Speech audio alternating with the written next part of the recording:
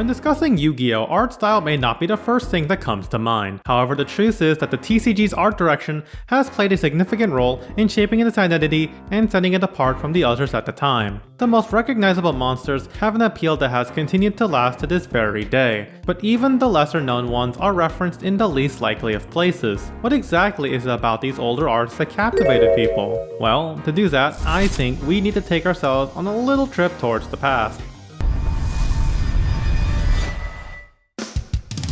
Welcome to the year 2002. We had MP3 players, M&M, Season 1 of Clone High, the Game Boy Advance, and, of course, Yu-Gi-Oh! All the kids were playing Yu-Gi-Oh! In class, during recess, and even in the bathroom. Well, okay, I don't know about that last part, but it definitely happened. It really was the Fortnite of my generation. The anime's popularity was one of the main contributors to the game's success. It spawned countless spin-offs, games, and merchandise. You really couldn't escape its influence unless you lived far out. In an ironic twist, the anime's first season did not follow the game's rules to a T. But that was mainly because it was going off of the original manga, which didn't utilize formal rules until the next arc, Battle City. So you had kids at the shop wondering why they couldn't use Giant Soldier of Stone to attack their opponent's mystical moon. Now, let's grab ourselves some packs at the local game shop. What? Space-Time Continuum? Don't worry about that. Nice pulls. I see that you've taken a liking to this one right here. What do you like about it? I don't know. Not sure? Well, it's a good thing I'm here. So here we have a card that most Yu-Gi-Oh players know about. Some of you may have a faint impression of it. Allow me to refresh your memory. Could be a trap. I'm going in. Wait! Hassan! Shot! Ta-da! What a dolt. It was a morphing jar.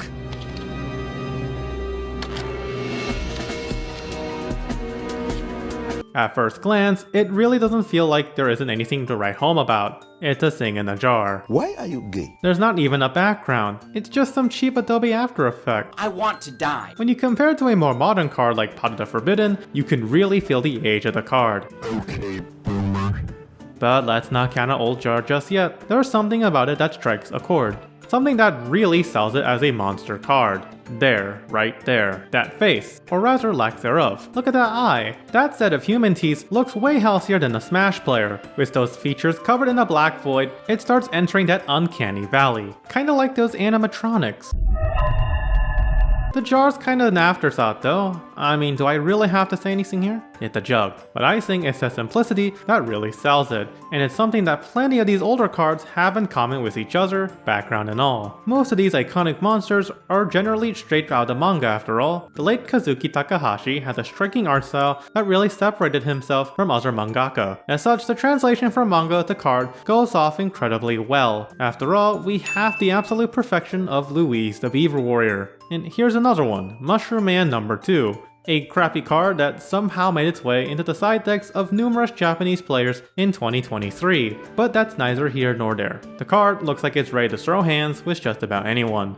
Bro, you're the I see you, my slime. Bro, you're him. The shading and lining give a simple mushroom so much more detail than one would expect. All those lines strewn to the ground give off a more imposing appearance. Those small little mushrooms look like it's some sort of infestation. It's those small yet simple things that give these cards personality. But what separates the old from the new? Let's compare two versions of Blue Eyes White Dragon, the most iconic card in the game. Here we have the original art, which gives us its signature pose. So simple, yet so effective.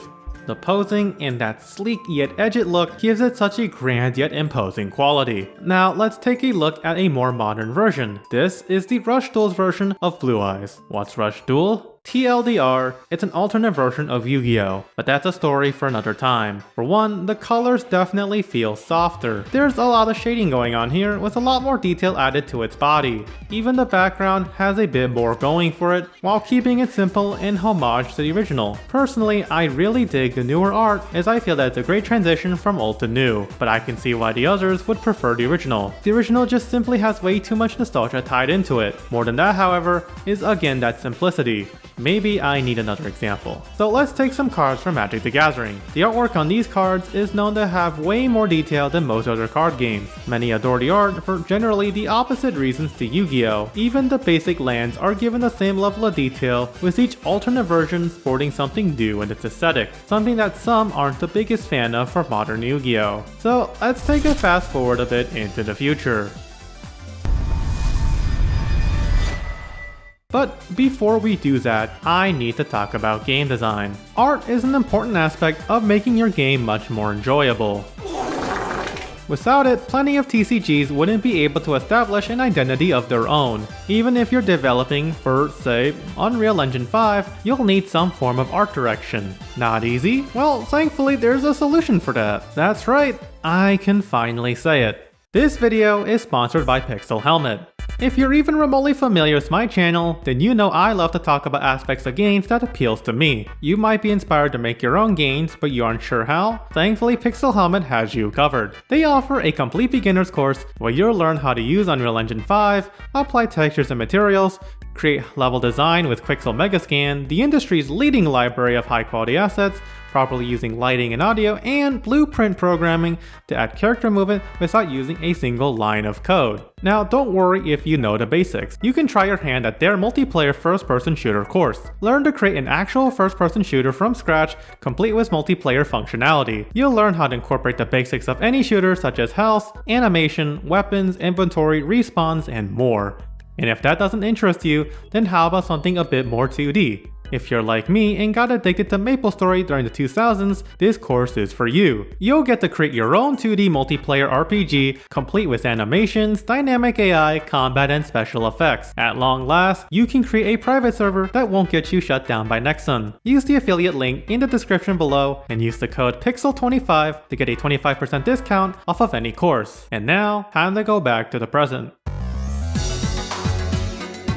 Welcome back to the present. In a world where games generally last no more than 4 to 6 turns, players find themselves with a wide array of options to choose from. There's an interesting complaint that people have towards modern Yu-Gi-Oh! That the art isn't the same as it used to be. There's so much anime within the art style that the old grittiness isn't anywhere to be seen. The thing is, that grittiness still exists to an extent. You've got archetypes such as Infernoids, literal demons that were sealed in religious-based machinery. Or how about Predaplants, an archetype centered around carnivorous plants and devouring your opponent's leveled monsters. If those aren't hard concepts, I don't know what is. Though, when people generally refer to older Yu-Gi-Oh! Art, they mean the way it was drawn. Tons of these older cards were drawn by Takahashi himself, so it's easy to see why these cards feel so much more unique than the cards of the new. That's not to say he hadn't stopped drawing art for the game. Plenty of these more modern cards were drawn and designed by him, and you can feel that evolved art style of his comes through. Here, you've got Neo Chaos Glider, a card made for Yu-Gi-Oh's 20th anniversary set. There is something so striking about the visual design of this monster, but even I can see how sharp this looks.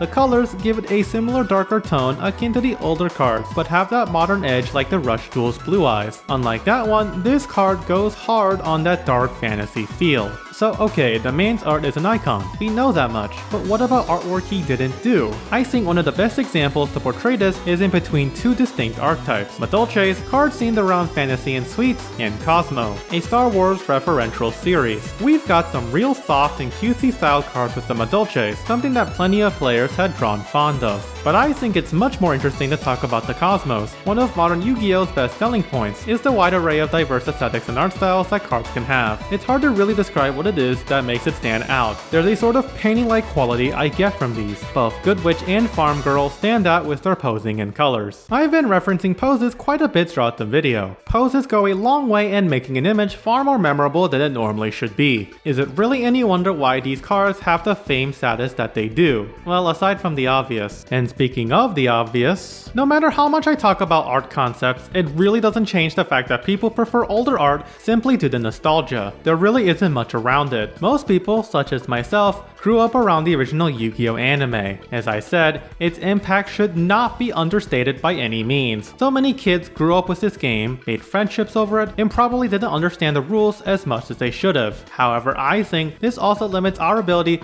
to appreciate the things we have now. Without change, Yu-Gi-Oh would probably not have lasted as long as it did. No matter how much of the old we like, it's never going to stay like that forever. It's okay to still continue liking the older art, but it would be a huge disservice to discount any of the newer art that's come out in recent years. It's true that games often utilize a singular cohesive art style, but card games are an exception to that rule. There's something to enjoy in any card, and the ability to enjoy the themes, regardless of play, is priceless. We've all got a story to tell with these cards. So be sure to share your Yu-Gi-Oh stories below. What arts were you drawn to the most? If you enjoyed this sort of content, be sure to check out some of my other videos. I'll also make more of these kinds of videos in the future, so stay tuned. With that, I wish you all a very wonderful day.